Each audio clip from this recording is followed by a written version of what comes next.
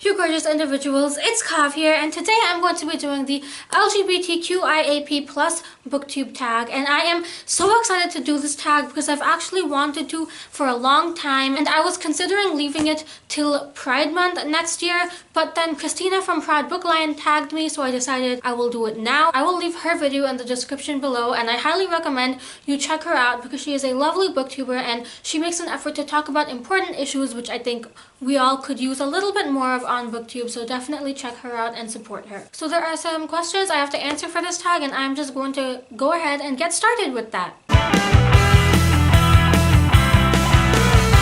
How do you identify? I identify as non-binary / gender fluid, and I use they them pronouns, and I also identify as biromantic and asexual. These are kind of complicated when you intersect them with each other because there are some nuances, and I think that every person has to find the label that suits them, but not every person with that label acts the same way, just like not all straight people act the same way. So it's really a personal thing to find out what you identify, but also your label doesn't mean you have to act a certain way. So though I fit these labels, that doesn't mean I have to act a certain way to fit these labels. They just fit how I'm feeling inside, and that's why I've chosen to identify as them, because they fit how I feel. What are some of your favorite LGBTQIAP books and authors? This is a question that has a lot of answers, so stick with me through them, but trust me, all of these books are highly worth it. The first book on my list is a queer classic, Simon vs. the Homo Sapiens Agenda by Becky Albertalli. I have a full review of this up, so I will link that up there so that you all can check it out. I love this book. I love Becky. She's one of my favorite authors and one of my favorite people, and I love Simon. It features a gay main character, and it is just the cute gay story we need. It deals with important topics, but it's also just really light and fluffy, and I think we really deserve that, and it's being made into a movie, and the trailer just dropped. Well, the trailer just dropped when I'm filming, not when this goes up, but the trailer is out there now, so you have no excuse not to pick it up because the trailer is out there and the movie's coming, so that's even more of a reason to pick it up. So I highly recommend it. It's great. Becky is great. The movie is probably going to be great, so just read the book. The next book I have is Girls Made of Snow and Glass by Melissa Bashardast, and this is actually a recent favorite of mine. It is a female by female Snow White retelling, and I love retellings. I would die for them, and I would definitely die for this book because it is so good. It is feminist and it has a female by female romance, so there's no reason not to pick it up. I will admit that the female by female romance is not the primary point of this novel, so if that's what you're looking for, this might not be the book for you. But in my eyes, I think that the way it was done was really well, and I really enjoyed it, and I love the feminism of it and the girl power of it because our two main characters are two extremely strong women. So I do highly recommend this novel for a number of reasons. The next book is also a recent favorite, and it is Little and Lion by Brandy Colbert. This is a wonderful novel. It features a black bisexual main character, and her brother has bipolar disorder, so it has tons of diversity that is done extremely well, and it also has religious diversity if that's something you look for as well. So I highly recommend this novel for, again, a number of reasons. Like the last one, I loved it with everything in me. All of the representation is done so well, the characters are done so well, the plot is done so well. It's just such a brilliant novel, so I do definitely recommend you pick it up. The next book I have is We Are Okay by Nina LaCour, and I also have a spoiler-free review of this one up, so I will link that up there so that you can check it out if you're interested. I love this novel. It has a past female by female romance, and I do want to point out that this book deals heavily with themes of grief and loss. If that's something that triggers you in any way, it might be best to stay away from this novel, but if not, I do highly recommend this one, and it also has Latinx representation if that's something you look for. I've heard that Nina LaCour's work in general is great, and after reading this one, I am confident that her other novels are equally better, if not more. I definitely recommend this novel. It is beautifully written, and it deals with heavy themes while also effortlessly incorporating diversity. The next book on my list is Queens of Geek by Jen Wilde. This is the only book I've read by Jen, but she has quickly become one of my favorite authors because she's lovely, and this book is incredible. It is fluffy and cute, and it tackles hard topics, and it's the book we all need. It features 3 main characters who go to SuperCon, which is kind of like Comic-Con for us. It's wonderful and fluffy, and I read it in one sitting, and I also have a full spoiler-free review of this up, so I will link that either up there or down there if you are interested. The main character of this novel is Chinese Australian, and she is bisexual,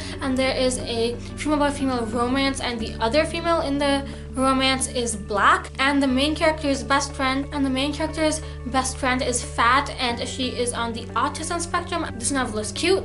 It's fluffy, it has 2 adorable romances. There's no reason not to read it. The next book on my list is Let's Talk About Love by Claire Kahn. This book is the first time I have seen biromantic asexual representation, and that meant the world to me. My video review of it is not out, but my Goodreads review of it is, so I will link that in the description below if you would be interested in checking that out. Essentially, I love this novel. I give it 5 out of 5 stars. It was the rep that I have wanted for so long now, and I am so glad I got it. And I highly recommend this novel. It is diverse in more than just that way, because the main character is black and the love interest is Japanese, so it definitely has a lot of diversity that is done really well, so I highly recommend this novel. We're almost at the end, just stick with me. The next 2 books I have, I'm not just recommending these books, I'm recommending these authors, and they are Released by Patrick Ness and More Happy Than Not by Adam Silvera. Both of these books are wonderful books by wonderful authors. Adam is Puerto Rican and gay himself. I know that in this book there is a main character who is Puerto Rican and gay. Patrick is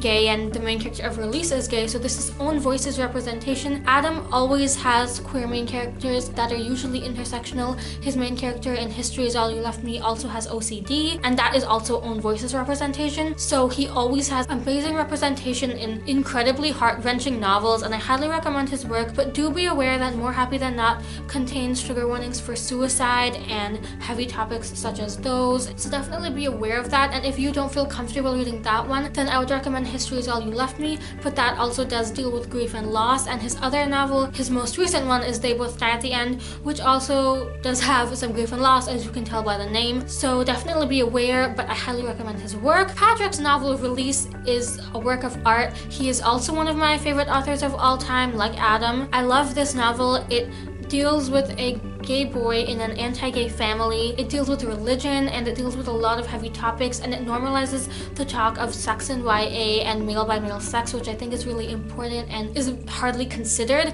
so I'm glad that this book does that. Another book I would recommend of his is The Rest of Us Just Live Here, but the main character is not queer in any way, so I'm not recommending it in this video, but I do highly recommend that one and the rest of Patrick's work as well. Now it's time to move on to number 3. I'm sorry that one took so long, but I think all those books deserved the recommendation. How often do you talk about LGBTQIAP plus books on your channel, and what videos would you recommend people start with on your channel? I don't necessarily designate certain videos to it. I do have a Getting Real playlist on my channel where I do talk about important issues. One of those videos is my experiences as a queer teen that I posted for Pride Month, so that's definitely where I recommend you start, because it gives some insight on me personally and what my experiences have been like. But generally what I try to do is incorporate the diversity into my regular videos. Like, I have multiple reviews of queer books on my channel and more to come, and I support queer books, I support diverse books of all kind, but this video was specifically for queer books. I do hope to make an LGBTQIAP plus recommendations video, which I might do for Pride Month. I haven't decided exactly what I'm going to do, but I do plan to make specific videos for Pride Month when it happens. I think that my experiences as a queer teen is a great video to watch because it's very personal and it really talks about what it's like to be queer in society, and it's only my experiences, and I want to make that clear because I'm not speaking for everyone. I only speak for myself, and that's the only person I speak for in all my videos. I try to incorporate other people's points of views, but I can't get in their head and know exactly what they're thinking. While I mention this, I should also mention that I host a readathon / monthly book club called Prideathon, where our main goal is to promote intersectional YA LGBTQIAP plus literature, and all of the hosts are queer, which is something that we make sure of. And we also try to make sure that we have intersectional hosts and hosts of different identities to try to be inclusive of all genders, orientations, and other intersectional identities. So each month, except for April and September, we choose a queer book, and a lot of times we prioritize that it is also intersectional to read together. And then in April and September, we have week-long readathons where we have reading challenges and bookstagram challenges and a group book to read. And if you are looking for something that prioritizes queer books, and especially queer YA, then I would highly recommend the readathon, because that's essentially what it does. Who are some of your favorite LGBTQIAP+ booktubers? And I'm kind of scared to answer this question because I know for sure that I'm going to miss people, and then I'm going to realize like right after I stop filming. So I'm going to do my best, but if I miss you, please don't take it personally because it's not intentional.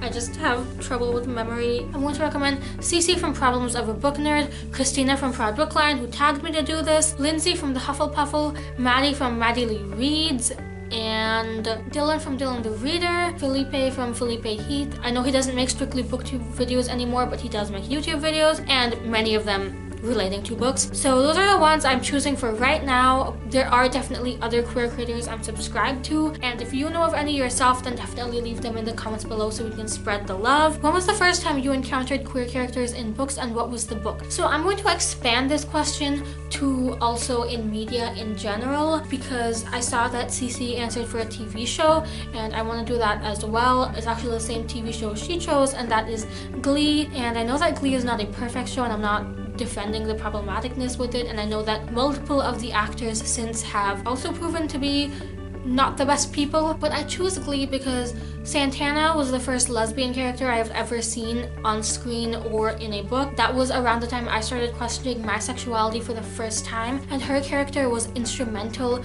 in my coming out process and in my coming to terms with my identity process. So I feel that when I talk about my first time encountering queer characters, it is necessary that I point out her character because she was instrumental in my journey, and without her character I probably wouldn't have come to terms with my identity today, because she was the first character I saw. For a while I did identify as lesbian in middle school, and so she was the only character I knew who had my identity, and that changed my world. So definitely that one, but again, like I said, I know it's not a perfect show even in terms of its queer representation, so definitely be aware of that. In books, the first time I saw queer characters were in The Mortal Instruments, and again, I know the representation in The Immortal Instruments is not perfect. I do believe that since then Cassie has improved with her representation, especially in The Dark Artifices, but in The Mortal Instruments it is not perfect, and it would be wrong of me to say so. But Alec was the first gay character I'd ever seen, and Magnus was the first bisexual character I'd ever seen, and that again was instrumental in my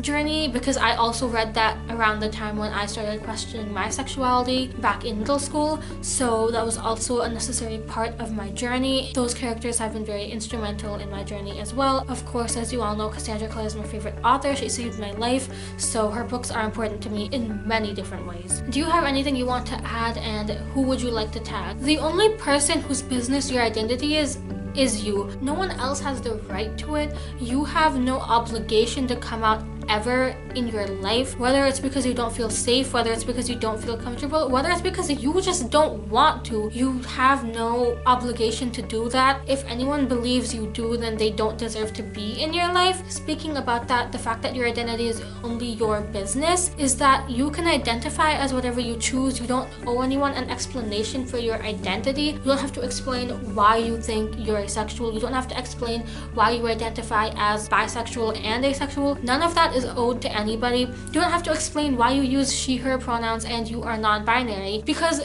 it's your decision, and if that's what you feel comfortable with, then that's what you should do. It's no one else's business how you identify. It's only yours, and all they have to do is respect your identity and accepting of it, and if they don't, then they don't deserve to be in your life. And I know that that's a hard thing to understand, and I know that it's a very difficult thing to come to terms with your identity, especially in a society that is not always accepting of it. It's not easy, and it's not going to be easy. Anyone who tells you it is lying or is sugarcoating it, because it's not going to be easy, but that doesn't mean that you're not a stronger person for it and that you're fine. It doesn't matter what you identify. You're perfect that way because your identity does not define you, but it is an integral part of you, and it's okay to consider it as such, but it's okay also not to make it the thing that defines you if you don't choose to. If you choose to, that is also your decision. How you deal with your identity is your business and no one else's. And it's okay to get upset about it, and it's okay to be frustrated when you can't figure out what's going on, and it's okay to not